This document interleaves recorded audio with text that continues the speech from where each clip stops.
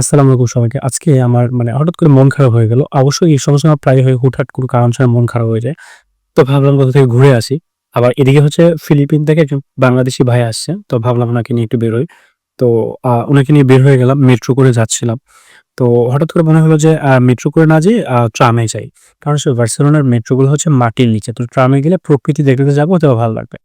তো নেমে গেলাম। নেমে হচ্ছে ট্রামে করে যাচ্ছিলাম। আসলেই অনেক ভালো লাগতেছিল। আর প্রকৃতি আর ওয়েদারটা এত জোশ ছিল। আর যেহেতু পাহাড়, তো ভালোই লাগতেছিল সবকিছু মিলিয়ে। তো আসলাম, হঠাৎ করে মনে হইলো যে আচ্ছা ঠিক আছে নামি, নেমে হচ্ছে একটু হাঁটাহাঁটি করি। তো নামলাম, নেমে হচ্ছে একটু হাঁটাহাঁটি করতেছিলাম। তো ভালো লাগতেছিল পাহাড়ের মধ্যে, আবার বিকেল টাইম ছিল। সূর্য অস্ত যাচ্ছিল। তো খুবই ভালো লাগতেছিল সবকিছু।